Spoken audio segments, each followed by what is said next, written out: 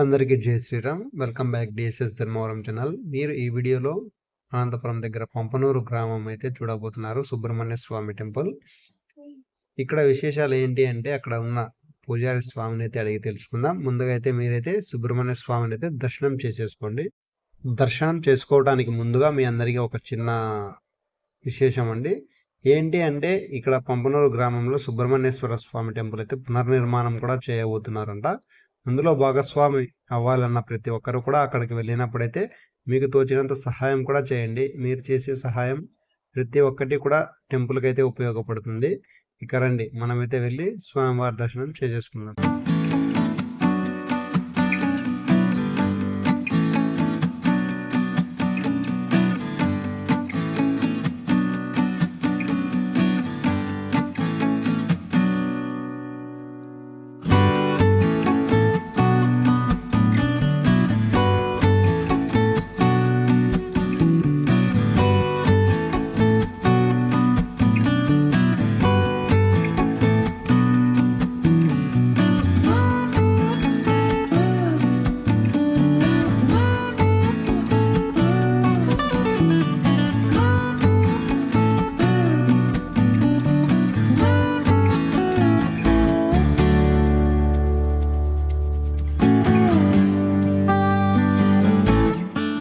స్వామివారి దర్శనం అయితే చేసేసుకున్నారు కదండి. ఇంతేకాకుండా అక్కడ ఉన్న గుడి డెవలప్మెంట్ గురించి కూడా అక్కడ ఉన్న స్వామివారి మాటల్లో మీరే ఒకతూరు వినేయండి. దేవస్థానాన్ని అభివృద్ధి చేయాలనేటువంటి సంకల్పంతో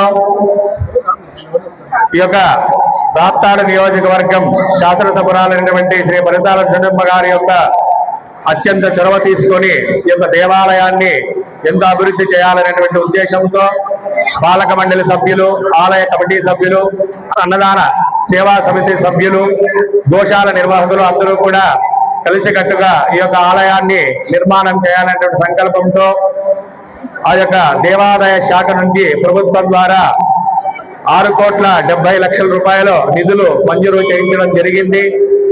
ఈ యొక్క నిధులతో దేవాలయం ఎంతో అభివృద్ధి చెందేటువంటి పరిస్థితి మనకు కలుగుతుంది. కాబట్టి దీనికి ఈ యొక్క నిధులు మంజూరైనటువంటి దాంట్లో మనము కూడా దేవస్థానం తరపున భక్తుల యొక్క భాగస్తులుగా చేసుకుని దానికి 1,34,00,000 రూపాయలు మ్యాచింగ్ గ్రాంట్ కట్టేటువంటి పరిస్థితి ఉంటుంది. కాబట్టి అది కట్టడం ద్వారా మనకు మంజూరైనటువంటి ఈ యొక్క నిధులు కూడా వెంటనే మంజూరు అవుతాయి. దేవాలయం పునర్నిర్మాణ కార్యక్రమము ప్రారంభమవుతుంది. కాబట్టి ఈ యొక్క కార్యక్రమంలో భక్తులు ప్రతి ఒక్కరూ కూడా భాగస్తులు చేయాలనేటువంటి ఉద్దేశంతో ఆలయ కమిటీ, ఆలయము సిబ్బంది, ఆలయ ఈ యొక్క పాలక మండలి, అన్నదాన కమిటీ సభ్యులు అందరూ కూడా కలిసికట్టుగా విరాళాలు సేకరించి స్వామివారి యొక్క ఆలయ పునర్నిర్మాణానికి సహాయ సహకారాలు అందించి ప్రతి భక్తుల్ని కూడా భాగస్తులు చేయాలనేటువంటి సంకల్పంతో ఈ యొక్క కార్యక్రమం చేయడం జరుగుతుంది. కాబట్టి ఇక్కడ విచ్చేసినట్టే ప్రతి ఒక్క భక్తుడు కూడా మీకు తోచినంత, మీకు ఎంత శక్తి ఉంటే అంత భక్తి శక్తి కొద్ది కూడా ఇవ్వచ్చు. ఇంతే ఇవ్వాల్సినటువంటి అని నియమం ఏమీ లేదు.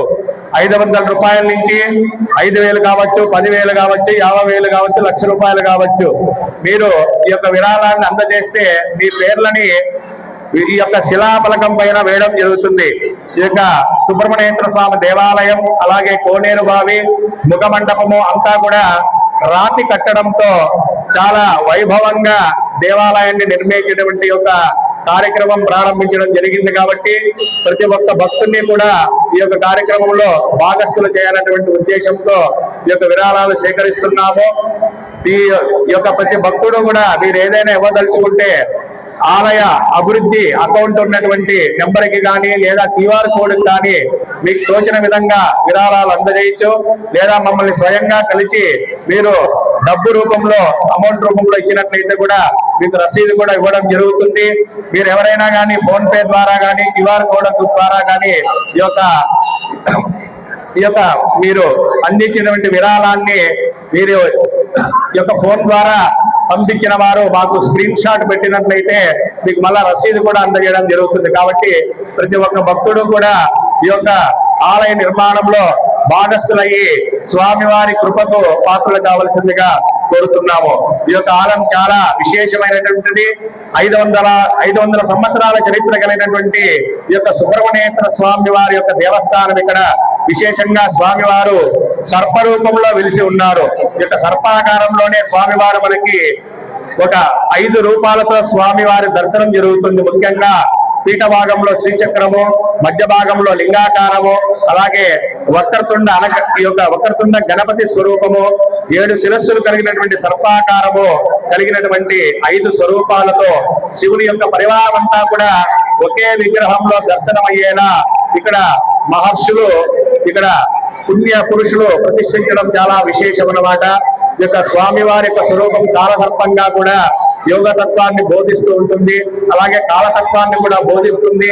శివుని పరివారం అంతా కూడా ఒకే విగ్రహంలో ఉండడం ద్వారా ఇక్కడికి వచ్చి పూజించినటువంటి ప్రతి భక్తునికి కూడా జాతకంలో ఉండేటువంటి కాలసర్ప దోషాలు కానీ, రాహుకేతు దోషాలు కానీ, సర్ప దోషాలు కానీ, ఇతర గ్రహ దోషాలన్నీ కూడా నివారణ అయ్యి ముఖ్యంగా వివాహ సంబంధిత సమస్యలు కానీ, దోషాలు కానీ, సంతాన సమస్యలు, ఆర్థిక సమస్యలు, దాంపత్య సమస్యలు, ఆర్థిక రుణ బాధలు, ఉద్యోగము, వ్యాపారంలో ఇబ్బంది లాంటి ఏ సమస్య ఉన్నా కానీ కూడా స్వామివారికి సంకల్పం చేసుకొని 9 వారాలు కానీ 11 వారాలు కానీ ఇక్కడికి వచ్చి స్వామివారిని సేవించి పూజించి ఆ స్వామివారి అనుగ్రహంతో వారికి ఉన్నటువంటి దోషమంతా కూడా పరిహారం అయ్యి స్వామివారి అనుగ్రహంగా వారందరికీ సంపూర్ణంగా ఆయుష్, ఆరోగ్యం, విద్య, ఉద్యోగం, వివాహం, సంతానం, సౌభాగ్యం, కుటుంబాభివృద్ధి, వంశాభివృద్ధి కలిగి వారి యొక్క కుటుంబం అంతా కూడా సుఖశాంతులు కలిగే విధంగా స్వామివారి యొక్క అనుగ్రహము ఎల్లప్పుడూ వారికి కలుగుతుంది. కావున ప్రతి ఒక్క భక్తులు కూడా స్వామివారిని భక్తితో పూజించి,